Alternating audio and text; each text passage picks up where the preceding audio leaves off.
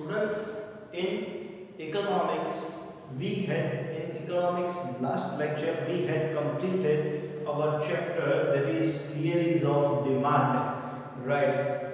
We had seen so many things under that chapter, right? We had seen the law of demand, the heart of that chapter, right? We had seen law of demand, except that the basics, right? Determinants of demand. Right, so there are two main points, that is determinants of demand and the law of demand. Right, we have seen both of these things, except that उसके अलावा जो हमने देखा that assumptions of law of demand and exceptions of law of demand. Right, we have also seen that extension and contraction of demand and increase and decrease in demand. Right. Okay उसके अलावा एक दूसरा demand के अलावा economics में second word भी है supply, right? Supply. जब भी हम डिमांड की बात करते हैं, राइट, कि मुझे ये चाहिए, मुझे वो चाहिए, राइट, हम कुछ ना कुछ यहाँ पे चाहिए रहता है हमें, because we all are human beings, right? And human beings demand will not end, right? Human beings की जो डिमांड है वो कभी खत्म होती नहीं है, राइट? तो वो क्या ये डिमांड को फुलफिल करने के लिए उतनी सप्लाई है, राइट? तो सबसे पहला क्वेश्चन यही आता है, राइट, कि मुझे आज इतनी सारी चीजें चाहिए होती है, राइट, पर सामने वो चीज का सप्लाई, मतलब वो चीज की सप्लाई जो है वो मतलब वो चीज मुझ तक पहुंच पाती है या नहीं, राइट? से for example if I want water, right, glass of water, then I can easily take it from my home, from my jug, right?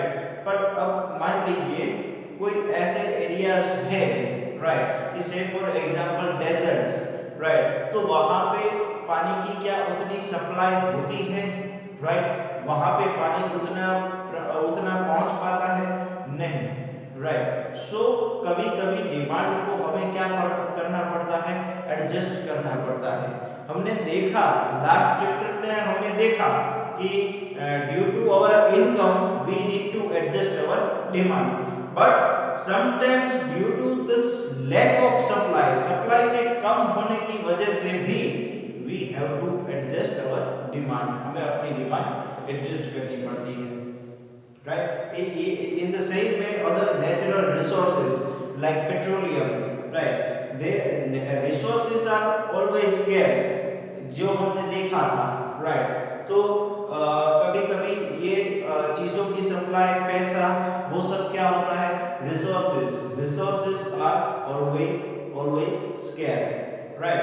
सो ये चैप्टर जो है, पूरा ये चैप्टर जो है वो हम सप्लाई के बारे में समझेंगे। जैसे कि मैंने आपको वाटर का एग्जांपल दिया, वो पर्टिकुलरली उसकी सप्लाई के बारे में बात हो रही थी, right?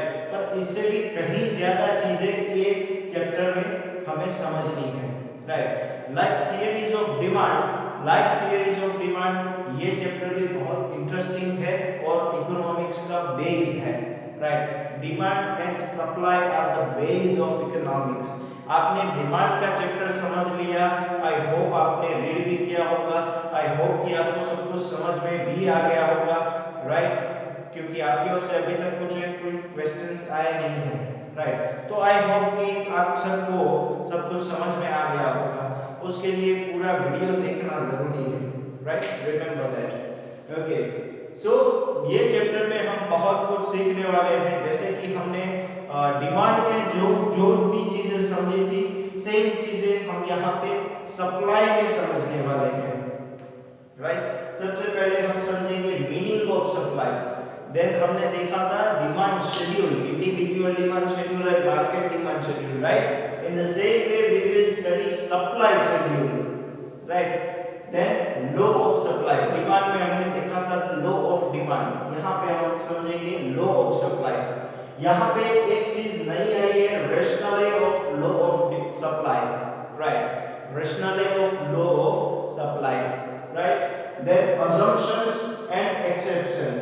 Okay, rationale means is a one kind of explanation, right? Explanation of law of supply, right? Then assumption and exceptions of law of supply, right? Then supply determinants, right? जो हमने demand determinants देखे थे, वैसे जो factor affecting थे, right? Factor affecting to the demand, right? In the same way here supply determinants, that's factor affecting to the supply, right? Then change in supply, हमने change in demand देखा था, right? Demand में change हो रहा था, वो हमने देखा था। यहाँ पे हम देखेंगे change in supply, joint supply and composite supply, as we had seen in demand, joint demand and composite demand, right?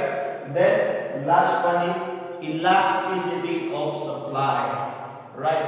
Or same way after this chapter we will study elasticity of demand. It's a totally different chapter, right? So students, please concentrate here.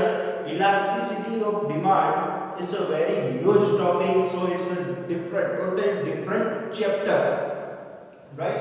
And in this chapter we have included elasticity of supply, right? Okay, so these are the topics that we will include in this chapter one by one, right? So students, please concentrate here. Okay, students, first of all we will see the meaning of supply, right? That what actually supply is, right? Suppose for example, if there is a production of bicycles, of 1000 number of units, right?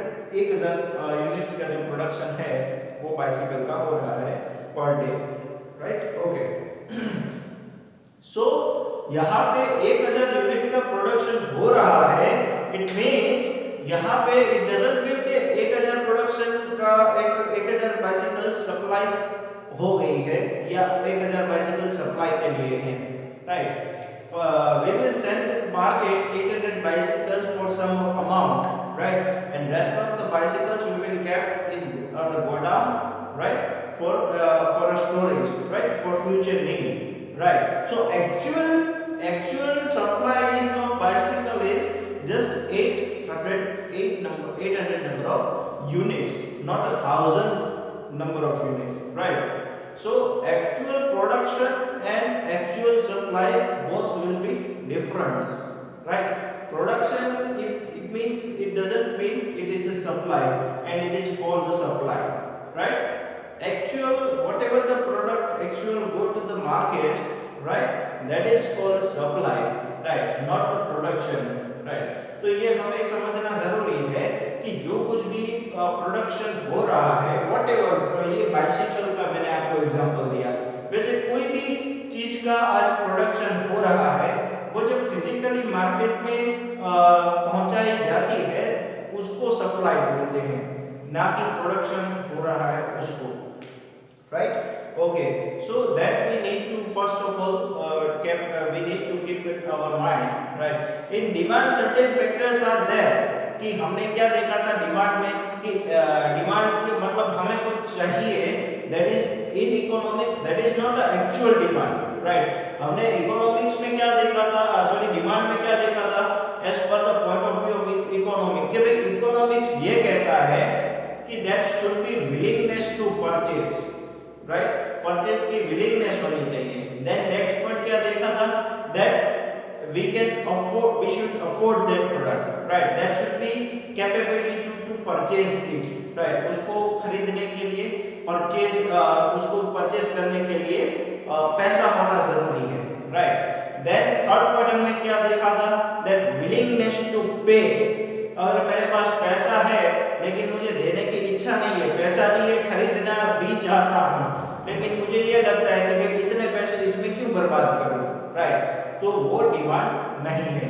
जब ये तीनों चीजें हो तो demand है। इन the same way here in supply, production जो है वो डिमांड नहीं है, वो सप्लाई नहीं है, जो एक्चुअल प्रोडक्ट मार्केट में है वो सप्लाई है, राइट? आज मेरे गोडाउन में अगर 10,000 स्टॉक भी पड़ा हो तो वो सप्लाई नहीं है। एक्चुअल में जब बेचता हूं राइट और मार्केट में आता है वो सप्लाई है right. So students keep these things in mind right. Okay, now we will understand the meaning of supply right. There are certain terms that we need to understand right. Supply is that part of production which is brought up in the market। Production का वो part है जो market में जाता है right. बाकी जो production हो चुका है गोडाउन में रखा है या अभी प्रोडक्शन हो रहा है वो सप्लाई नहीं है right. So supply is that part of production which is brought up in the market to sell at certain price कुछ कीमत पे right and at certain time period right. अब यहाँ पे दो टर्म्स आए, कौन से दो terms? Certain price, certain time period right. It's very interesting. Certain price means acceptable price right. General people acceptable price होती है वो price right.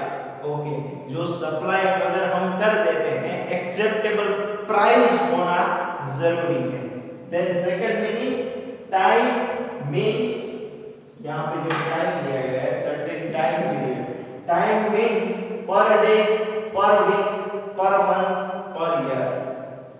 Supply in the sense of कि से फॉर एग्जांपल पर ईयर इतना quantity का supply है, per month इतनी quantity का सप्लाई है, पर डे इतनी क्वांटिटी का सप्लाई है, पर ईयर पर मंथ इतनी क्वांटिटी का सप्लाई है with at a certain price as a acceptable price right. अगर आज कोई भी चीज मार्केट प्राइस से ज्यादा हो राइट और बहुत ज्यादा, हाँ अगर कोई क्वालिटी अच्छी हो उसकी राइट और उसकी क्वालिटी और स्टैंडर्ड के हिसाब से अगर रेट है then people will pay for it right। जैसे मैंने आईफोन का बहुत बार एग्जांपल देता हूँ राइट। आईफोन क्या है? फोन ही तो है, मोबाइल ही तो है राइट। अब मोबाइल ही तो है, बात ही हो सकती है राइट। अदर कैमरास की तरह व्हाट्सएप या सोशल मीडिया भी चला सकते हैं। फोन पे अच्छे फीचर्स अदर फोन में भी आते हैं but they are providing quality of assurance, quality of mobile right कि फोन हैंग नहीं होगा राइट, सिक्योरिटी राइट। तो ये सारे फीचर्स उसको यूनिक बनाते हैं और ये यूनिकनेस की वजह से उसका प्राइस ज्यादा है मार्केट प्राइस से right. Okay, in short supply is a quantity supplied at a given price and given time in the market. हाँ, तो ये सबको उसने मिक्सचर कर दिया है राइट, सबको एक सेंटेंस में ले लिया है that in short supply is a quantity supplied at a given price at a given time in the market right। So in short we need to understand only this sentence that supply is a quantity supplied at a given price at a given time period at the market right। ये चीज हमें सिर्फ याद रखनी है, समझनी है right. हाँ, एग्जाम्स में आपको ये लिखना जरूरी है राइट। ये तीनों चीजें आनी जरूरी है और नीचे समराइज में ये इन शॉर्ट पॉइंट तो आना ही चाहिए राइट। उससे पेपर का एक रीच अच्छा लगता है राइट। ओके, तो ये पूरा मीनिंग था सप्लाई का कि क्या एक्चुअल सप्लाई है right। Now we will move forward to our next point okay। Here we will see the supply schedule, that is our next topic। It's very easy right। So after that we will see the directly law of supply right। In demand we had seen the demand schedule and in that we had seen the demand individual demand and market supply right market schedule। We had seen both the things right, individual demand schedule and market demand schedule। But here the supply is directly coming to the market only right? So here there is no individual supply schedule, right? Individual में कोई supply schedule नहीं है. अगर आज मैं as a individual हूँ, right? तो आज मेरी डिमांड हो सकती है इंडिविजुअली, राइट, पर मेरी सप्लाई जो है वो इंडिविजुअली नहीं हो सकती है, right. In the same way here we will see the supply schedule, right. What is the supply schedule, right. So at the price of 2000 the quantity supplied is 150, right. When the price increases the quantity of supply will also increase, right. Another price increases quantity of supply also increases, right. So here we first of all see the diagram only, right. ये जो हमारा diagram है, chart जो है वो हम पहले draw कर लेते हैं, देख लेते हैं कि क्या इसमें होता है, right. Okay, so first of all point number 1, price is rupees 2000, the number of quantity supplied is 150. तो जब 2000 प्राइस है तब क्वांटिटी कितनी सप्लाइड है, 150. तो हम यहाँ पे ड्रॉ कर लेंगे, right. Okay, right. Then the price of 2100, then quantity supply is 175. 2100 quantity 175, 2100 quantity 175. Then 2150 quantity supplied is 200. 2150 means in between 2000 and 2200, right. 2150 quantity is 200, right. Okay,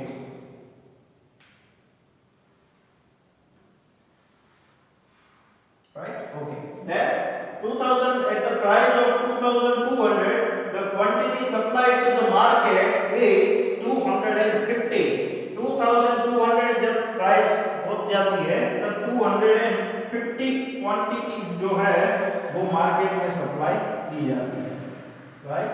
Okay. Okay, then at the price of 2500 the quantity supplied is 300. 2500 to 300. तो students ये आपका chart पूरा बन गया.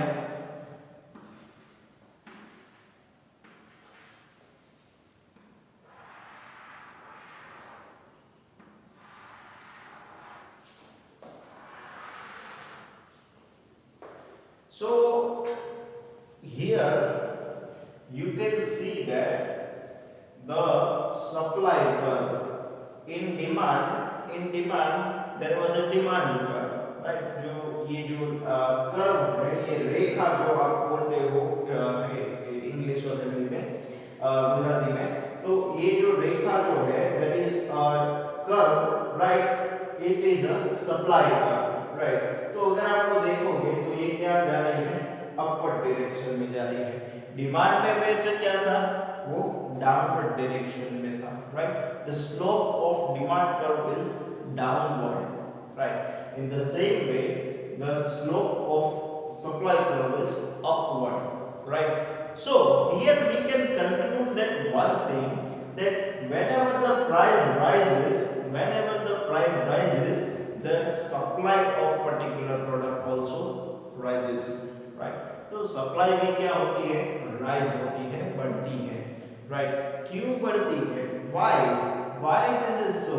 हमने यहाँ पे देख तो लिया कि चार्ट बना लिया, टेबल और फॉर्म बना लिया, राइट. अच्छा स्टूडेंट्स, आपकी जो चैप्टर आपका ये जो फर्स्ट डायग्राम है ना, इसमें ये बुक में लाइंस नहीं दी गई है, लेकिन आप ड्रॉ कर सकते हो, कोई दिक्कत नहीं है उसमें, right.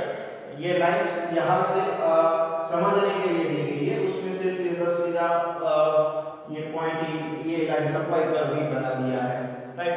So it doesn't matter, ये लाइन भी आप बना सकते हो, right. Okay, but one thing we need to understand that we already come to know that if our price increases, if the price of a product increases, similarly the supply will also increases, right. But why is the main questionable point, right. Why if the price increases, then supply is also increases. But why? Right? That we will show here right now. Okay, students, we had seen about the supply schedule. Right now we will see this rationale. Right, a rationale, that is, I had already told you that it's kind of reason and meaning. Right, reasons that rationale of law of supply. Right. We had seen the supply schedule, right? Student, one thing please note that we had seen the supply schedule, that is also that is a similar to law of demand, right? उसमें नया कुछ नहीं है, जो मैंने आपको supply schedule में explain किया वही लॉ ऑफ सप्लाई है, राइट? और उसी में आगे ये रैशनल उसी का दिया है, राइट? तो हमने देखा कि अगर हमारी प्राइस इंक्रीज होती है तो सप्लाई भी इंक्रीज होती है। वो क्यों होती है ये अब हम देखेंगे, right? Why if the price rises then the supply is also rises, right? Okay, the first one, when the price increases there are chances to earn more profit by selling such commodities. Okay, जब price बढ़ती है तो क्या होता है कि भाई वो जो प्रोडक्ट है उसके ज्यादा चांसेस रहते हैं, जो भी सप्लायर होगा, जो भी सेलर होगा, वो ज्यादा प्राइस वाली जिसमें ज्यादा उसको प्रॉफिट मिल रहा है वही चीज सबसे पहले बेचेगा, राइट? आपने भी कई बार देखा होगा जब आप मार्केट में जाते हो तब बहुत सारे प्रोडक्ट्स होती है, आप जो पर्टिकुलरली कोई भी प्रोडक्ट परचेज करना चाहते हो, जैसे for example Amul curd, right? Amul का जो दही आता है वो आप परचेज करना चाहते हो, आप मांगते हो, तो वो दूसरा भी अपना प्रोडक्ट जो है वो दिखाता है, आप ये ले लो, अमूल से भी अच्छा आता है और अच्छी क्वालिटी का प्रोडक्ट आता है, मैं खुद घर पे बनाता हूँ, ऐसा करते हैं, राइट?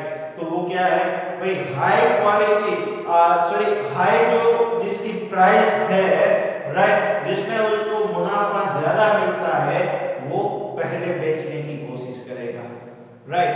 तो वही चीज यहाँ पे है, when the price increases there are chances to earn more profit by selling such commodities, so the sellers are tempted to bring more supply in the market. Sellers are temptation means lalach, temptation, so they are tempted to bring such more commodities into the market so that they can earn more profit by selling more number of units, right? So ये पूरा क्या है, जब price बढ़ती है तो ये temptation एक आ जाता है कि ये प्रोडक्ट बेचने से और ज्यादा मुनाफा होगा और ज्यादा प्रॉफिट होगा, right? The second one, under increasing price level tendency means जो चलन होता है मार्केट का, that is of tendency, right? Under increasing price level tendency, producers try to produce more by applying factors of production. In this way more supply come to sell in the market. Factors of production, producer क्या करता है, ये जब price increasing की tendency, मतलब कि जब price increasing का लेवल शुरू होता है तब क्या करते हैं प्रोड्यूसर्स और ज्यादा फैक्टर्स ऑफ प्रोडक्शन लगाते हैं। फैक्टर्स ऑफ प्रोडक्शन मींस मैंने इकोनॉमिक्स के फर्स्ट लेक्चर में कहा था, right? 4 factors of production are there: land, labor, capital and entrepreneur. तो प्रोड्यूसर क्या करते हैं, मोर कैपिटल, और ज्यादा कैपिटल लगा के और ज्यादा प्रोडक्शन शुरू करते हैं और ज्यादा लेबर्स बुलाते हैं और ज्यादा से ज्यादा जितना हो सके उतना प्रोडक्शन करते हैं। क्यों? क्योंकि और ज्यादा सप्लाई मार्केट में बढ़ा सके ताकि उसको और ज्यादा प्रॉफिट मिले। मार्केट में प्राइस राइज का, जो प्राइस हाई हो चुके हैं उसका फायदा मिले, राइट? अगर हम और आप अगर आज कोई भी बिजनेस शुरू करना चाहते हैं तो हम यही करते हैं, राइट? कि अभी जैसे कि आपने सैनिटाइजर्स वगैरह देखा होगा, राइट? तो मार्केट कितना बूम पीरियड पे था सैनिटाइजर्स का, तब कितने सारे सप्लायर्स थे, 1200-1500 रुपए में वो सैनिटाइजर्स का बिजनेस करते थे, राइट? और अब देखने लेके आओगे तो 400 या 500 में पूरा 5 लीटर का कैन आ जाता है, राइट। तो ये सारी चीजें क्या है कि मार्केट पे सप्लाई की जब प्राइस हाई होती है तब बहुत सारे सप्लायर्स आपको मिल जाएंगे, मैं भी दूंगा, सब अपना अपना बिजनेस करने में लगे हुए होते हैं, राइट, क्योंकि सबको आज प्रॉफिट चाहिए, राइट। तो सब अपना अपना प्रोडक्ट बना के बेचना शुरू कर देते हैं, राइट। बहुत सारे ऐसे सप्लायर्स सैनिटाइजर्स के थे, घर से भी बेचते थे, बहुत सारे ऐसे सप्लायर्स शुरू हो चुके थे जो मार्केट का प्राइस राइज का फायदा उठाना चाहते थे, right. Okay, in the same way this is the general tendency, right. If the price increases, if the price rises in the market, similarly the supply will also rises, supply will also increases, because every producer and every supplier wants to take chance, right, wants to grab that opportunity, right. Okay, so what producers will do, producer will apply more factors of production to produce the goods, जितना ज्यादा हो सके उतना ज्यादा goods production करते हैं by applying more factors of production. Okay, then due to high prices and profits, the new firms entered the business sector, so the total production in economy increases and supply also increases. जैसे कि अभी आपको कहा कि price high होती है, इसलिए दूसरे सप्लायर्स भी क्या करते हैं, मार्केट में एंटर होते हैं और प्रोडक्शन अपना प्रोडक्शन को बेचते हैं, राइट। बहुत सारी कंपनीज आ चुकी थी, राइट, सैनिटाइजर्स के लिए बहुत सारी कंपनीज आ चुकी थी, लोगों को सैनिटाइजर एक्चुअल कंटेंट क्या होना चाहिए वो पता भी नहीं था, तभी से सारी कंपनीज आ चुकी थी प्राइस राइज का फायदा लेने के लिए, राइट। जो एक्चुअल मेडिकल प्रोडक्ट है वो तो बहुत कम यूज हो रही थी, जो कॉस्मेटिक प्रोडक्ट्स में आने लगी थी सैनिटाइजर्स, राइट, खुशबू वाला, लोग हाथ में यूज करके उसको सूंघते थे, उसको खुशबू अच्छी आई, ये अच्छा सैनिटाइजर, ऐसा नहीं होता है, राइट, प्लीज रिमेंबर, ऐसा बिल्कुल भी नहीं होता है। सैनिटाइजर्स में भी बहुत सारे टाइप्स आते हैं, जैसे कि आपको दो तो पता ही होगा, ethyl alcohol 70% and isopropanol, right, तो वो तो आपको पता ही होंगे, पर उसमें भी आपको क्वेश्चन होता होगा कि 70% आता है, राइट, इथाइल अल्कोहल इथेनॉल 70% आता है, तो 100% दे दे तो क्या दिक्कत है, 100% अगर दे दे तो और ज्यादा फायदा होगा, लेकिन नहीं, उसमें जो नर्चर्ड वाटर होता है, राइट, वो साथ में मिलाना पड़ता है, तो 70% इथाइल अल्कोहल और 30% जो नर्चर्ड वाटर है, विधि जिसको बोलते हैं, वो दोनों मिक्स करने से उसकी इफेक्टिवनेस और ज्यादा बढ़ती है, राइट, वो और ज्यादा बैक्टीरिया किल करने में काम आता है, इसीलिए वो 100% की जगह 70% रखते हैं, राइट। तो ये थोड़ा सा बेसिक साइंस था जो मैंने आपको एक्सप्लेन किया, राइट। बाकी यहाँ पे बेसिकली रेस्टाले में अगर देखने जाए, रेस्टाले द लॉ ऑफ सप्लाई, हमें 3 पॉइंट्स मेन याद रखने हैं कि क्यों प्राइस हाई होने की वजह से भी सप्लाई हाई होती है, राइट। तो बेसिकली हमें ये 3 पॉइंट्स याद रखने हैं उसमें कि प्राइस इंक्रीज होती है तब सेलर्स टेम्प्टेड हो जाते हैं, वो ज्यादा से ज्यादा प्रोडक्ट वो बेचने की कोशिश करते हैं, राइट। सेकंड थिंग कि ज्यादा से ज्यादा फैक्टर्स ऑफ प्रोडक्शन अप्लाई करके उसका प्रोडक्शन शुरू करते हैं, और थर्ड थिंग ये याद रखनी है कि नए जो मार्केटर्स हैं, नए सप्लायर्स भी आते हैं मार्केट में, वो भी प्रोडक्शन करते हैं, तो टोटल इकोनॉमी में प्रोडक्शन का जो भी वो प्रोडक्ट होगी उसका प्रोडक्शन ज्यादा हो जाएगा, राइट। जो भी यहाँ पे लिखा है, the total production in economy increases and supply also increases, right. तो जो भी प्रोडक्ट है उसकी प्रोडक्शन इकोनॉमी में ज्यादा होगी और उसका सप्लाई भी ज्यादा हो जाएगा, right, because due to high prices and profits, due to high prices and profits, right. Okay.